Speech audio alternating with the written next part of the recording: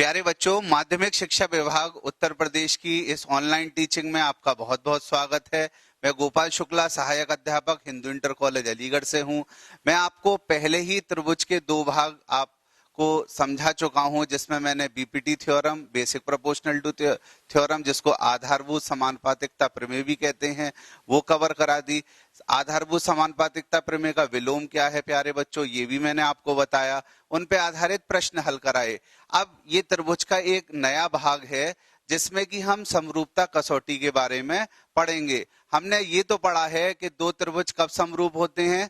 दो त्रिभुज समरूप होते हैं जबकि उनके संगत कोण बराबर हो और उनकी संगत भुजाओं का अनुपात बराबर हो। अब हमें ये सीखना है कि क्या इनमें से कोई कंडीशन हटाने के बाद भी त्रिभुज समरूप होगा या फिर कुछ ऐसी छोटी कंडीशंस मिल सकती हैं जो दो त्रिभुज को समरूप कर दे। वही आज हम पढ़ेंगे। तो उससे पहले हम जान लेते हैं कि आज हमारे चर्चा के बिंदु क्या रहेंगे। तो चर्चा के बिंदु हैं संकेत रूप में दो समरूप त्रिभुजों का निरूपण, कोण कोण कोण समरूपता कसौटी, भुजा भुजा भुजा समरूपता कसौटी, भुजा कोण भुजा समरूपता कसौटी, त्रिभुज की समरूपता पर आधारित प्रश्न और अभ्यास प्रश्न या गृह कार्य, जिसके माध्यम से आप ये जान सकें कि आज जो हमारी कक्षा है इसमें आपने क्या सीखा है। संकेत रूप में दो समरूप त्रिभुजों का निरूपण। यहां पर आप देख रहे हैं प्यारे बच्चों कि ये कोण एक चाप से निरूपित है, ये वाला, और ये वाला कोण भी एक चाप से निरूपित है। ये वाला कोण दो चाप से निरूपित है इस त्रिभुज में। इस त्रिभुज में ये वाला कोण दो चाप से निरूपित कर रखा है हमने, और सी कोण तीन चाप से निरूपित कर रखा है, और यहाँ पर एफ कोण हमने तीन चाप से निरूपित कर रखा है। तो इसका मतलब क्या है, आप अच्छे से समझो कि ये संगत कोण है। ए कोण डी कोण संगत कोण है, बी कोण ई कोण संगत कोण है, और सी कोण एफ कोण संगत कोण है। और समरूप त्रिभुजों में संगत कोण बराबर होते हैं। ए तथा डी संगत कोण हैं, बी तथा ई संगत कोण हैं, और सी तथा एफ ये भी क्या है, संगत कोण है। अब संकेत रूप में ये वाला संकेत हम उपयोग करते हैं किसके लिए, समरूपता के लिए। जब भी दो त्रिभुज समरूपता हमें देखनी होती है तो हम ये वाला संकेत जो है वो निरूपित करते हैं। ऊपर लिए गए त्रिभुजों की समरूपता को कैसे दिखाएंगे, त्रिभुज एबीसी समरूप होगा त्रिभुज डीईएफ से, जो प्रदर्शित किया गया है। अब देखिएगा, एक चीज और जान लेना आवश्यक है कि जैसे हमें समरूप त्रिभुज लिखना है तो त्रिभुज, अब यहां पर देखिए कौन कौन से कोण बराबर है। ए कोण और डी कोण बराबर है तो हमने इसको पहला प्लेस दे दिया यहां पर ए को, और दूसरे त्रिभुज के लिए पहला प्लेस डी को दे दिया। अब बी और ई कोण बराबर है तो दूसरा प्लेस यहां बी को दे दिया, और यहां पर दूसरा प्लेस हमने किसको दे दिया, ई को दे दिया।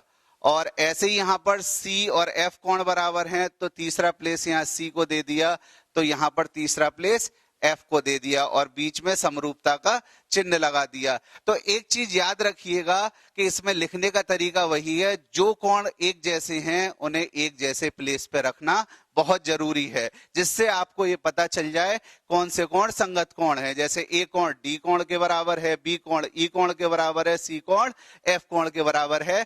तो यहां से ये हमें पता अच्छे से चल रहा है। अब चलिए आगे देखते हैं, कोण कोण कोण समरूपता कसौटी क्या है ये समझते हैं। यदि दो त्रिभुजों में संगत कोण बराबर हो तो ये त्रिभुज समरूप होते हैं। जब हमने दो त्रिभुज की समरूपता के बारे में पढ़ा था तो पढ़ा था कि दो त्रिभुज कब समरूप होते हैं, एक तो जब उनके संगत कोण बराबर होते हैं, और एक उनकी संगत भुजाओं का अनुपात एक जैसा होता है। अब लेकिन जो दूसरी कंडीशन है उसे हटा दें और संगत कोण भी आपके बराबर हो जाएं, तब भी त्रिभुज क्या हो जाएंगे, समरूप हो जाएंगे। देखिएगा, ये 80 अंश 80 अंश ये दोनों कोण बराबर हैं, 60 अंश 60 अंश ये दोनों कोण बराबर हैं, और 40 अंश 40 अंश ये दोनों कोण बराबर हैं। तो इसका मतलब इस त्रिभुज के तीनों कोण इस त्रिभुज के तीनों कोण के बराबर हैं। देखिए यहां पर दर्शाया भी गया है, कोण ए बराबर कोण पी, कोण बी बराबर कोण क्यू, कोण सी बराबर कोण आर। तो इससे क्या हो गया, त्रिभुज एबीसी किसके समरूप हो जाता है, पीक्यूआर के। जब आपके त्रिभुज के एक त्रिभुज के तीनों कोण दूसरे त्रिभुज के तीनों कोण के बराबर हो जाते हैं तो दोनों त्रिभुज क्या हो जाते हैं, समरूप हो जाते हैं। अब एक चीज जानना और आवश्यक है कि अगर एक त्रिभुज के दो कोण दूसरे त्रिभुज के दो कोण के बराबर हो जाएं तब भी क्या वो समरूप होते हैं? हाँ प्यारे बच्चों, बिल्कुल होते हैं, क्योंकि त्रिभुज का जो गुणधर्म है कि त्रिभुज के तीनों कोणों का योग क्या होता है, 180 होता है। अब मान लीजिए दो कोण, मान लीजिए ये कोण आपको ना दे रखा होता, ये कोण आपको नहीं दे रखा होता, ये कोण नहीं दे रखा होता, तो आप क्या करते, 180 में से तीसरा कोण निकालने के लिए 180 में से क्या माइनस करते, 80 प्लस 40, और 80 प्लस 40 कितना हो जाता, 120, और 180 में से 120 घटाएंगे तो क्या उत्तर आ जाएगा, 60। तो तीसरा कोण आपको खुद ब खुद पता चल जाता, और जब यहां भी तीसरा कोण 60 होगा, यहां भी तीसरा कोण 60 होगा, तो त्रिभुज समरूप हो ही जाएंगे। इसका मतलब यहां से हमें यह समझ में आता है कि अगर त्रिभुज के दो कोण भी अगर बराबर हों तब भी उन्हें समरूप हम कह सकते हैं, या समरूपता उससे प्रदर्शित हो जाती है। आप नोट देखिए, जो मैंने आपको बताया वही नोट के माध्यम से आपके सामने है।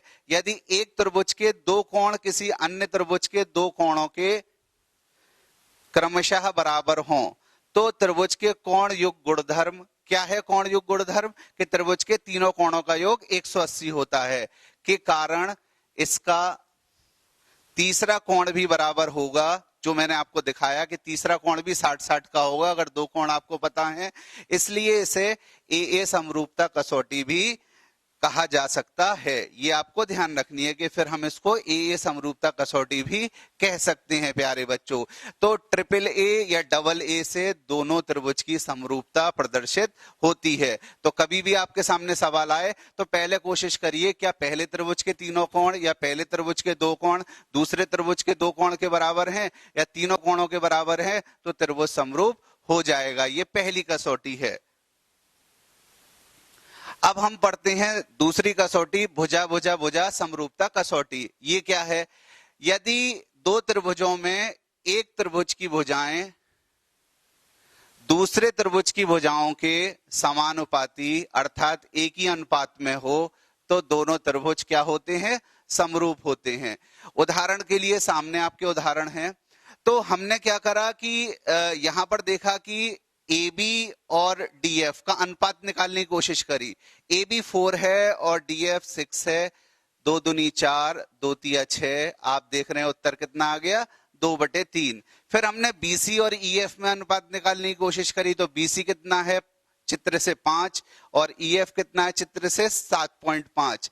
तो जब आप दशमलव हटाओगे तो ऊपर एक 0 बढ़ जाएगा, 25 दूनी 50 और 25 तिया 75। फिर आंसर कितना आ गया, 2/3। ऐसे ही आपने AC और DE में अनुपात निकालने की कोशिश करी, तो AC कितना है चित्र से 3 और DF कितना है 4.5। दशमलव हटा के ऊपर 0 आ जाएगा, 30/45।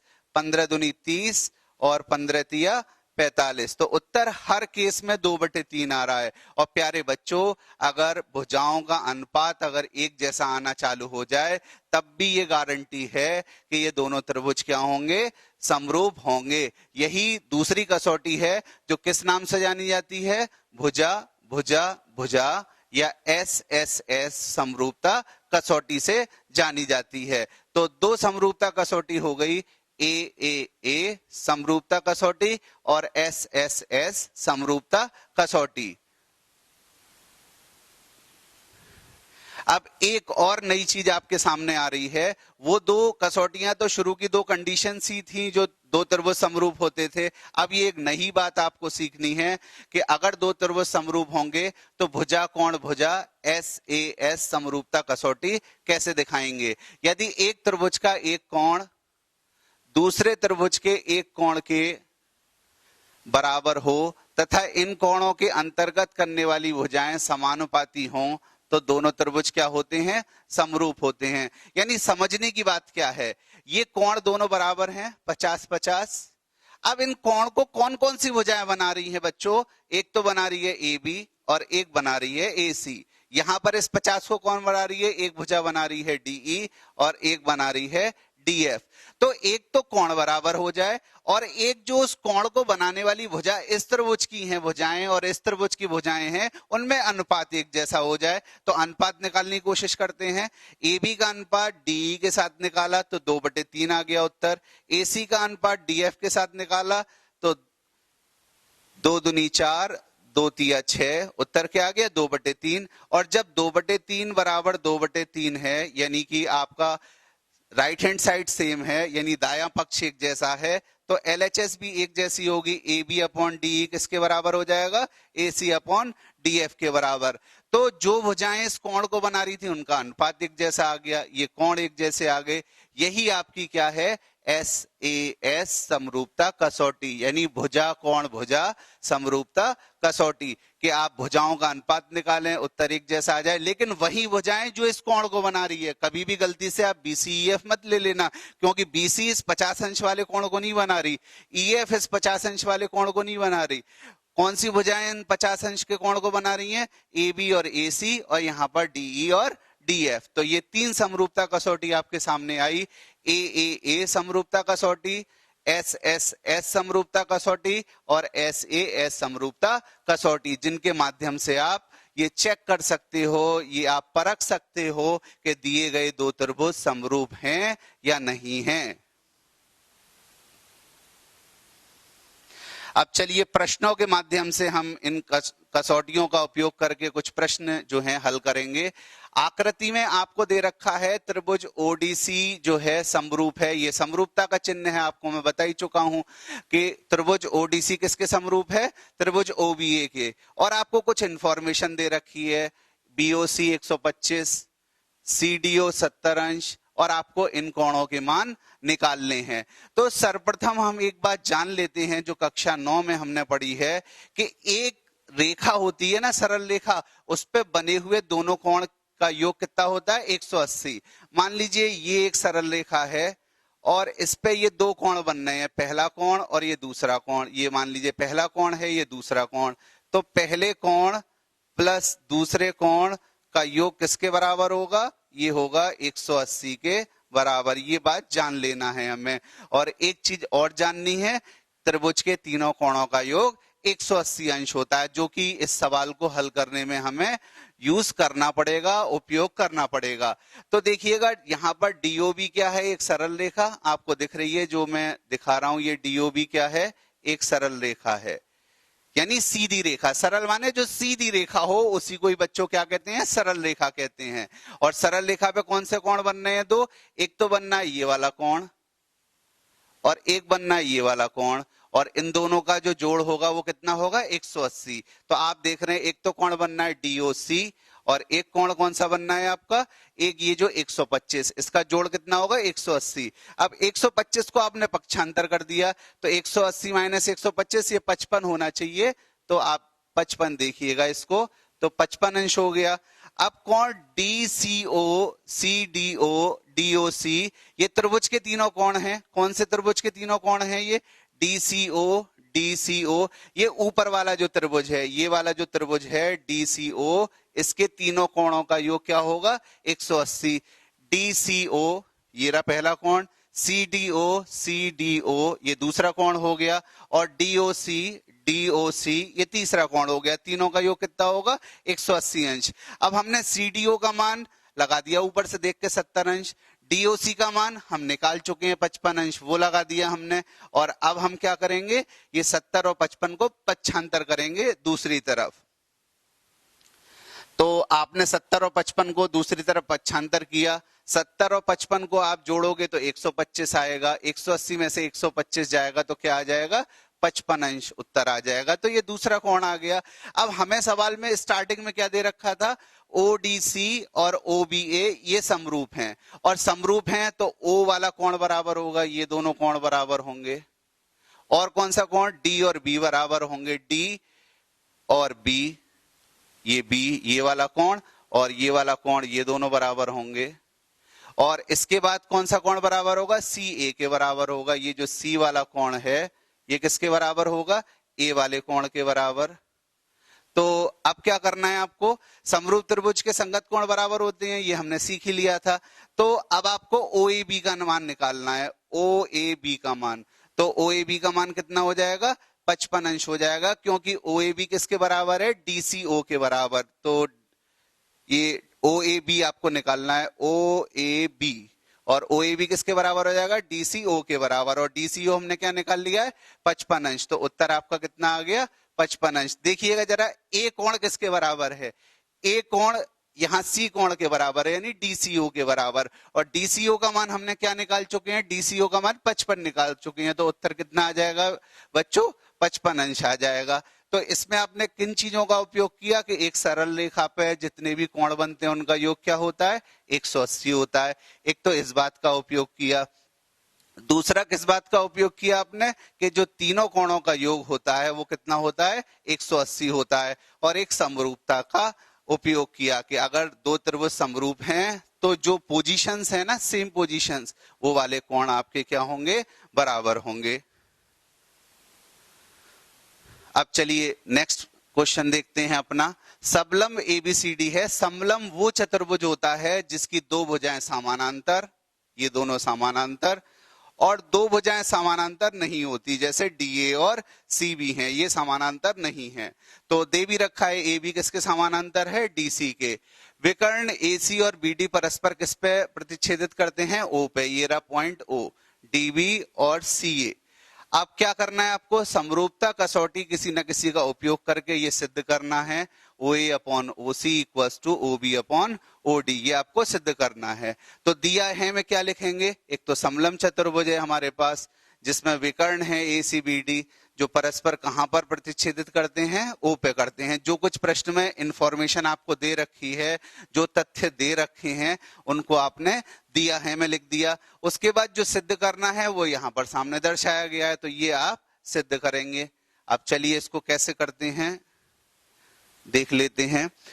एक चीज आपको पता है कि जब दो समानांतर रेखाएं हैं और उसको ऐसे एक तिर्यक रेखा कट कर रही हो, तो ये जो दोनों कोण बनते हैं ये दोनों क्या होते हैं, एकांतर कोण। लेकिन शर्त क्या है, ये दोनों समानांतर होनी चाहिए, तब ये जो कोण बनेंगे एकांतर कोण होंगे, और ये आपस में बराबर होते हैं। जैसे ये कोण 1 है, ये 2 है, तो कोण 1 बराबर क्या होगा, कोण 2।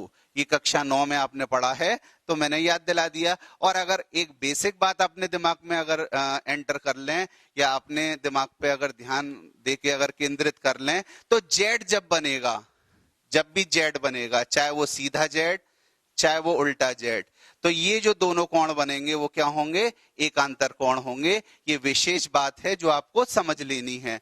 तो आप देख रहे हैं कि ये और ये वाली जो रेखाएं हैं समानांतर हैं, तो कोण 3 और कोण 1 बराबर होगा, क्योंकि देखिए जेड बनना है। आप अगर चेक करें तो यहां पर जेड बनना है, तो ये बराबर होंगे। ऐसे ही ये उल्टा जेड बनना है, तो ये 2 और 4 भी बराबर होंगे। तो 1 बराबर 3, 2 बराबर 4, ये क्या है आपके एकांतर कोण है। और एक चीज ध्यान रखिएगा कि जब दो रेखाएं एक दूसरे को प्रतिच्छेदित करेंगी, तो ये जो कोण होंगे इनको कहते हैं शीर्षाभिमुख कोण, जिनके मुंह आमने सामने होते हैं जब रेखाएं काटती हैं। तो ये भी कोण आपस में बराबर होते हैं, कोण 1 बराबर कोण 2, क्योंकि ये क्या होते हैं, शीर्षाभिमुख कोण, तो ये भी आपस में बराबर होते हैं। तो कोण 1 कोण 3 के बराबर हो गया, कोण 1 कोण 3 के बराबर, कोण 2 कोण 4 के बराबर हो गया। और ये दोनों कोण क्यों बराबर हो गए, क्योंकि ये शीर्षाभिमुख कोण है। तो ए समरूपता कसौटी से क्या हो गए, ये दोनों त्रिभुज समरूप हो गए। अब एक चीज ध्यान दीजिएगा, ओ को मैंने क्यों फर्स्ट पोजीशन पे लिखा है दोनों जगह, क्योंकि ओ पे जो कोण नीचे वाले त्रिभुज में ऊपर वाले त्रिभुज में बराबर है। फिर हमने सी को सेकंड पोजीशन पे और ए को सेकंड पोजीशन पे क्यों लिखा है, क्योंकि जो सी पे कोण है ऊपर वाले त्रिभुज में और ए पे जो कोण है नीचे वाले त्रिभुज में वो बराबर है। फिर तो बचे हुए आपको शीर्ष लिख ही लेने हैं। इसके बाद क्या करना है आपको, अब संगत भुजाएं कहां से पता चलेंगी, शुरू के 2 वर्टेक्स या शीर्ष लेने से क्या भुजा बनी, OC, यहां पर 2 लेने से क्या बनी, OA, तो OC अपॉन OA। इसके बाद फर्स्ट और थर्ड लेने से क्या बनी, OD, और यहां पर फर्स्ट और थर्ड लेने से क्या बनी, ओ बी, और इनके अनुपात सेम है। अब प्यारे बच्चों, एक चीज अगर आपने ध्यान दी हो तो जो प्रूफ करना था उसमें ओ ए ऊपर आ रहा था, ओ सी नीचे आ रहा था। जब भी इस तरह की चीज आपके सामने आए तो आप क्या करिए, उस समीकरण का व्यस्तक्रम कर दीजिए। और व्यस्तक्रम का मतलब क्या होता है, अंश चला जाता है हर में, हर चला जाता है अंश में। नीचे वाली चीज चली जाती है ऊपर और ऊपर वाली चीज चली जाती है नीचे। ऊपर वाली चीज आएगी नीचे और नीचे वाली चीज कहां जाएगी, ऊपर। तो इससे क्या हो गया आपका, इससे हो गया ओ ए ऊपर आ गया, ओ सी नीचे, ओ बी ऊपर आ गया, ओ डी नीचे, और ये आपने जो सिद्ध करना था वो अच्छे से सिद्ध कर लिया। अब और तीसरे प्रश्न की तरफ चलते हैं। ये आकृति हमें दे रखी है बच्चों, ध्यान करिए, 9th में ये चिन्ह आपने पढ़ा है और ये चिन्ह होता है सर्वांग समता का, यानी कि कॉन्ग्रुएंसी का। तो त्रिभुज एबीई त्रिभुज एसीडी के सर्वांगसम है। तो हमें क्या सिद्ध करना है, त्रिभुज एडीई और त्रिभुज एबीसी क्या होंगे, समरूप होंगे। ये चित्र है आपके सामने। अब क्या दे रखा है, त्रिभुज एबीई और एसीडी क्या है, सर्वांगसम है। चित्र में आपको दोबारा बना देता हूं, ए बी सी और ये है डी और ई, और आपने विकर्णों को क्या कर दिया, मिला दिया। यही तो चित्र था बच्चों जो प्रश्न में था। तो इसी चित्र में से हमने कौन कौन से त्रिभुज निकाल लिए, ए बीई। ए बीई कौन सा त्रिभुज है, ए बीई ये वाला त्रिभुज। एक तो ये त्रिभुज हमने निकाल लिया,